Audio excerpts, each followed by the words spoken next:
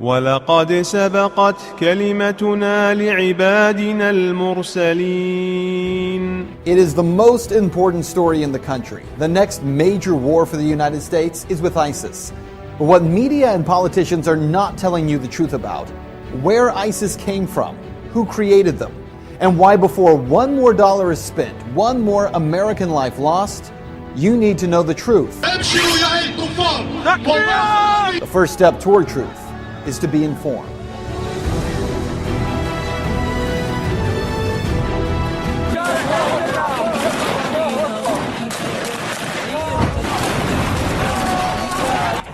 The name ISIS is one that every American knows by now. The biggest threat to our national security since Al-Qaeda, right? They are a brutal, savage group known for public beheadings and mass executions. They are the face of the new war on terror. Right now, the U.S. military is conducting airstrikes in Syria in a supposed attempt to take out ISIS targets. Meanwhile, the White House and military leaders are talking about possible boots on the ground in Iraq again, only 3 years after the war in Iraq was declared over.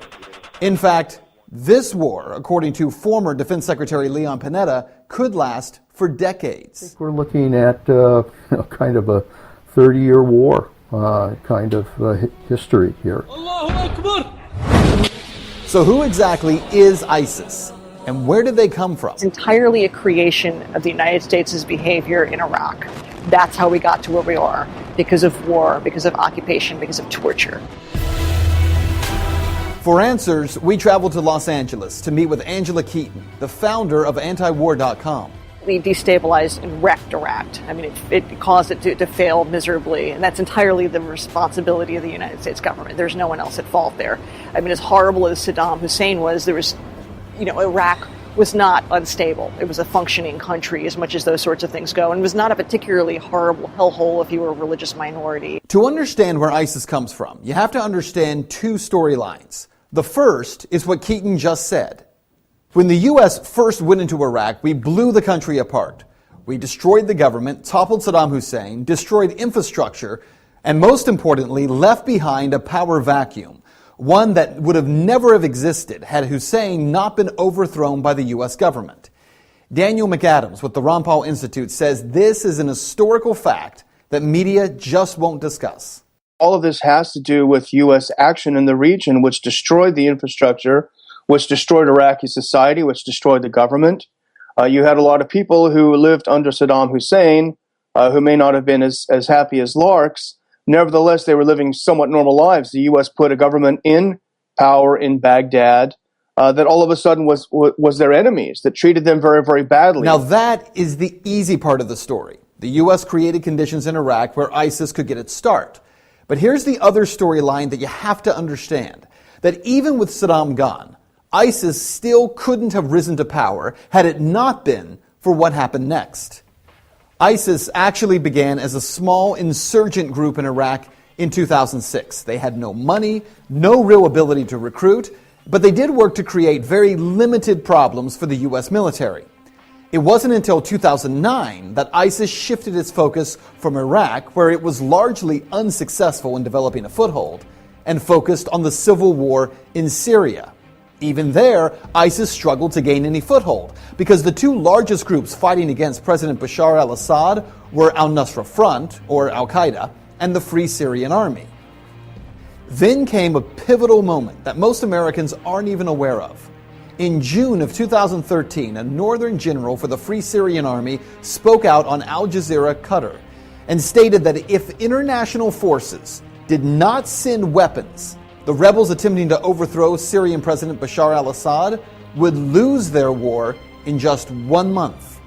Well, only months before, I had personally confronted President Obama about why the U.S. was covertly funding those Syrian rebels. And yet there's some concern about the U.S. funding the Syrian opposition when there are a lot of reports that Al-Qaeda is kind of heading up that opposition. How do you justify the two? Well, I share that concern, and so what we've done is to say we will provide non-lethal assistance to Syrian opposition leadership that are committed to a political transition, committed to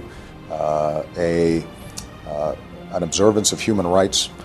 We're not going to just dive in and get involved with a civil war that in fact involves some elements of people who are genuinely trying to get a better life, but also involve some folks who would, over the long term, do the United States harm. So even as the president acted as if he was being careful, politicians like Senator John McCain demanded action. So it's a totally unfair and unbalanced fight. And now the rebels are the freedom fighters, the Syrian National Army are being beaten every place around Syria because of the overwhelming firepower, and air power is really the deciding factor. So you've got to take their air power out of it. You've got to have a safe zone where they can operate, train, and equip. And we've got to turn this thing around. So what happened? Well, within just a matter of weeks of that Syrian general making his plea for international help, the U.S., the Saudis, Jordan, Qatar, Turkey, and Israel began providing weapons and training and money to the so-called rebel Free Syrian Army. By September of 2013, American media outlets, including CNN and the Washington Post, were reporting that CIA-funded weapons had begun flowing to Syrian rebels. The weapons were not American-made, but funded and organized by the CIA. The artillery was described as light weapons, some anti-tank weapons, and ammunition. But where it all fell apart, weapons that the U.S. insisted would be used by freedom fighters would be in less than 1 year in the hands of ISIS fighters. So where were these fighters coming from? Actually, from the Free Syrian Army, the group that John McCain insisted would help the U.S. to overthrow Assad. That same group actually giving weapons, selling weapons, and sending fighters to join with this new group called the Islamic State.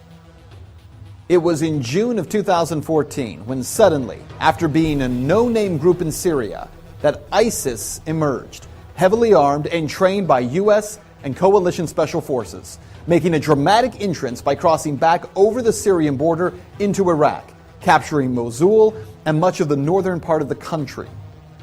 One of the most important facts that mainstream media ignores time and time again is that ISIS was able to grow so fast because of all the U.S. military equipment they were able to seize, equipment that our military left in Iraq, truckloads of Humvees, tanks, and weaponry that instead of taking or destroying, the U.S. government simply decided to leave behind. Even when the U.S. government knew that ISIS fighters were capturing that equipment, for crying out loud, these guys were posting pictures of themselves driving and standing on U.S. military equipment, making video of themselves with it. We did nothing. Why? How is it the U.S. had no idea that this threat was coming? How many billions do we spend? Maybe $100 billion on the total intelligence community budget over the year. How is it that they had no idea? How is it that if this was such a threat, as John McCain and Lindsey Graham are fond of reminding us, how is it that it was missed so unbelievably, so egregiously? Over the past few months, the U.S. government, who acted like they had never even heard of ISIS, suddenly, with the help of media, has turned the Islamic State into the new focus of the war on terror. Now, as ISIS has continued its rise, recruitment is exploding, and the group is becoming stunningly wealthy.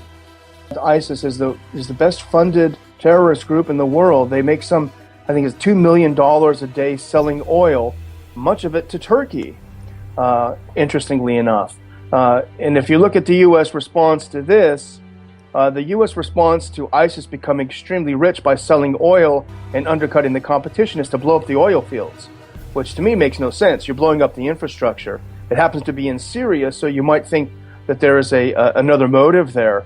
But why wouldn't the U.S. sanctions anything that moves when it's angry? Why can't you sanction the banks that are helping finance these deals? Why can't you sanction the oil companies that are participating in this? Why do you blow up the oil fields? It's a great question. And here are some other questions that defy logic when you start looking for answers. Why is the U.S. sending $500 million to the Free Syrian Army to fight ISIS when the FSA is one of the biggest suppliers of fighters and weapons to ISIS?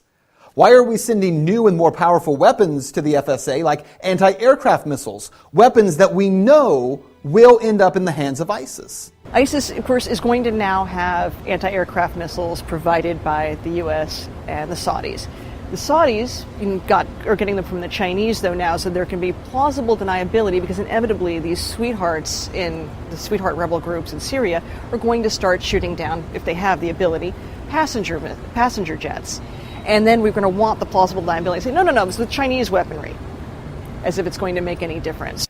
Well, there are so many questions that we could ask, but let's just cut to the chase here, because what you need to know about this is that ISIS is not the creation of American inaction, which is what the media is going to tell you. No, they are the product of direct action.